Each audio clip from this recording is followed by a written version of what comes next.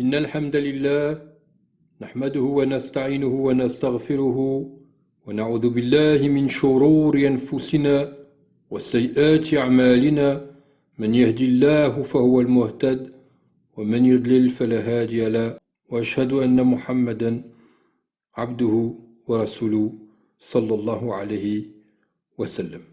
أما بعد. Dans la continuité des signes de l'heure qui ont déjà eu lieu. Alors ensuite on a la cessation du paiement du tribut et de la redevance foncière. Le tribut que versaient les gens du livre habitant en terre musulmane et la redevance sur la récolte de ceux qui exploitaient les terres conquises par les musulmans faisaient partie des plus importantes ressources du trésor public des musulmans. Le messager Mohammed sallallahu alayhi wa sallam a annoncé que ces versements cesseraient et que par conséquent, les musulmans perdraient une importante ressource. Dans le Sahih de Muslim, on a rapporté qu'Abu Hurayrata radiyallahu anhu a dit, Mohammed sallallahu alayhi wa sallam a dit, l'Irak cessera de donner ses dirhams et ses qafiz. La Syrie cessera de donner ses mouds et ses dinars. L'Égypte cessera de donner ses irdab et ses dinars.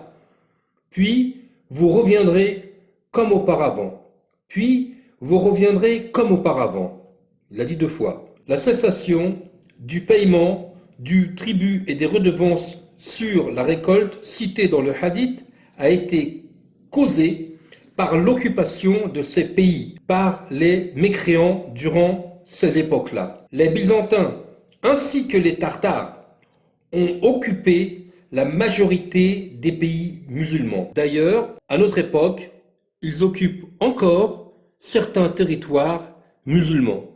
Ils ont aboli le califat musulman et bien sûr éloigné la charia du système de gouvernement. En commentant ce hadith, Nawawi, rahimahullah, a dit « Le sens le plus connu est que, à la fin des temps, les non-arabes et les byzantins occuperont les pays et priveront les musulmans de ces ressources. » On a les signes qui se sont produits déjà une fois, mais qui peuvent se reproduire. Par exemple, les conquêtes et les guerres. Bukhari a rapporté que Khabbab ibn al-Ard radiyallahu anhu a dit « Nous nous sommes plaints au messager d'Allah sallallahu alayhi wa sallam qui était allongé se servant de son vêtement comme oreiller. Il était à l'ombre de la Kaaba. Nous lui avons dit, ne demanderais-tu pas à Allah subhanahu wa ta'ala de nous secourir? N'invoquerais-tu pas Allah en notre faveur?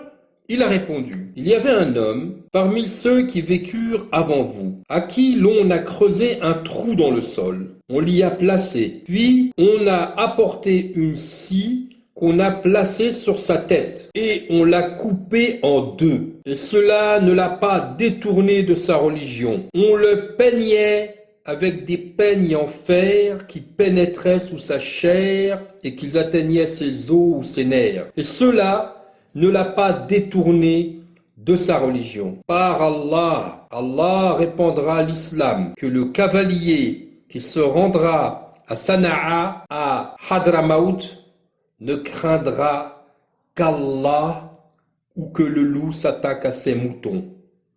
Mais vous vous empressez. Dans un autre hadith, Sahih de Muslim, il a été rapporté que Nafi' ibn Utba, radiyallahu anhu, a entendu Mohammed sallallahu alayhi wa sallam dire « Vous conquérez la péninsule arabique.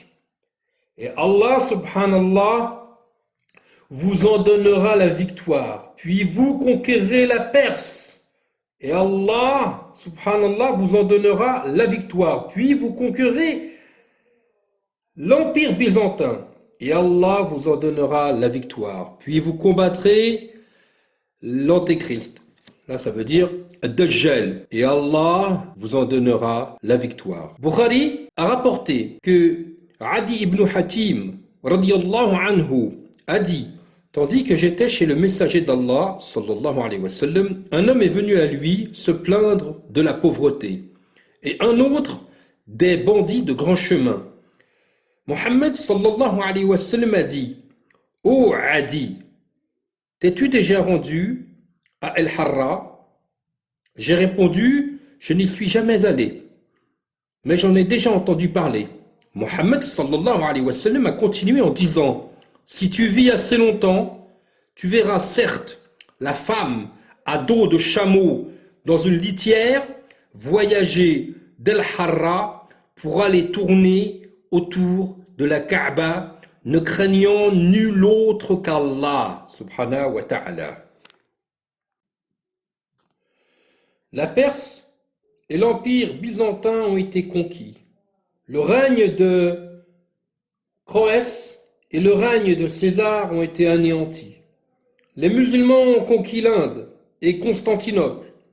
Ils auront donc dans le futur un grand empire où l'islam sera propagé, où l'idolâtrie sera avilie et qui conquérera Rome, en confirmation du hadith du messager d'Allah, Mohammed sallallahu alayhi wa sallam, qui a dit: l'islam parviendra certes là où le jour et la nuit parviennent.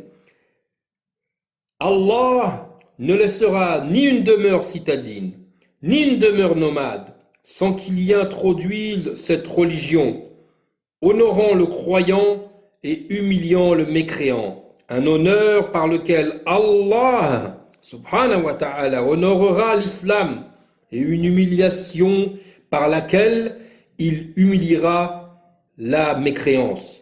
Vous savez, quand il a dit l'islam parviendra certes là où le jour et la nuit parviennent, ça veut dire la totalité des endroits, c'est-à-dire le globe. Dans une autre variante, rapportée également par Bukhari et Muslim, d'après Abu Hurayrata radiyallahu anhu, l'heure ne se lèvera pas avant que vous ne combattiez les Tartares, dont les yeux sont petits, dont les visages sont blancs et écarlates, dont les nez sont petits et écrasés. Leurs visages sont comparables aux boucliers forgés. L'heure ne se lèvera pas avant que vous ne combattiez un peuple dont les chaussures seront faites de poils. Vous voyez, il serait quand même surprenant de penser que Mohammed sallallahu alayhi wa sallam avait déjà rencontré les Tartares. En les décrivant physiquement, quand il les a décrits, c'est pas péjoratif du tout. Quand le prophète Mohammed sallallahu alayhi wa sallam a comparé leur visage à des boucliers forgés, c'est pas péjoratif car leurs visages, eh bien, ils sont larges et ronds et leurs joues sont écarlates. Il a même décrit leurs chaussures. Donc voilà, on devrait bien réfléchir. اللهم صل على محمد وعلى آله وأصحابه أجمعين والسلام عليكم ورحمة الله تعالى وبركاته